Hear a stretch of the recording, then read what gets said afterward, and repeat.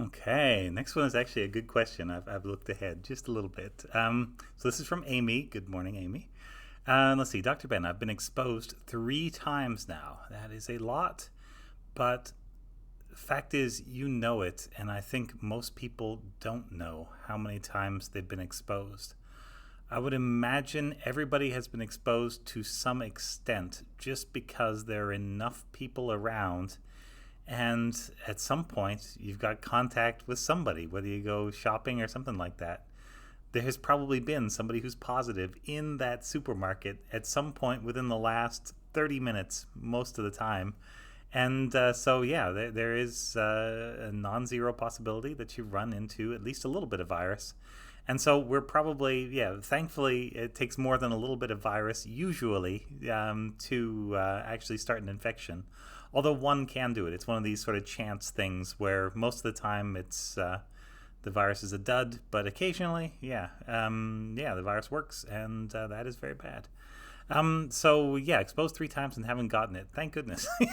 That's great. Last exposure was my 16-year-old. Oh, that's terrible. Yeah.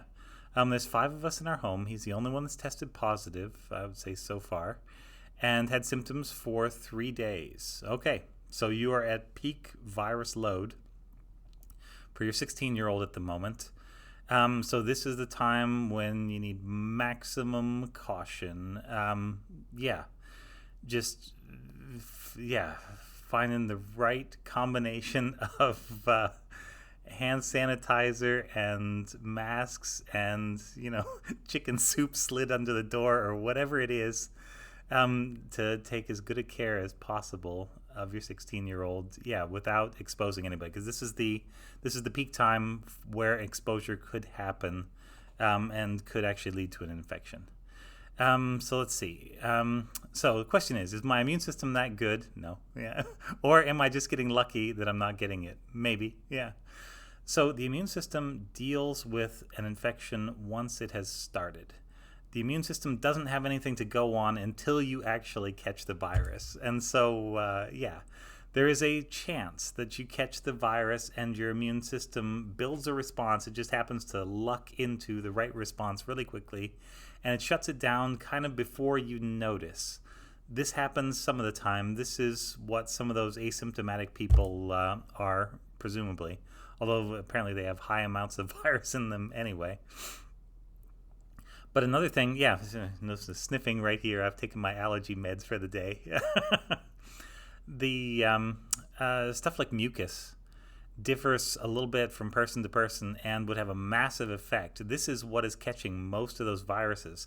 Because like I said, we're probably all getting exposed to some extent, but thank goodness, stuff like mucus, and there's a whole group of things like defensins, and you lump them together in this group called innate immunity.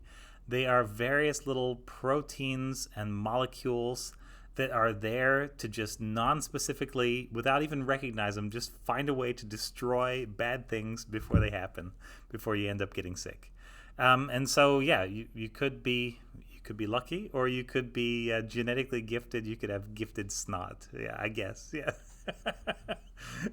Which, fine. Well, it's better than nothing. Yeah, I don't know that you want to put that on your resume, right at the top line anyway.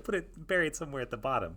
But, so right now, my big concern is that even if you've been exposed in the past, this is now the danger time, and I want to make sure that you are as safe as possible during this time. A couple days from now, the peak of virus in your 16-year-old should have passed. And from that point, things will hopefully get better. I hope everybody's all right. This is serious. Don't take anything for granted. Just be as careful as possible, and take good care of everybody as best you can, or help them to take good care of themselves. There we go. So thanks very much for the question. This is Ask Dr. Ben.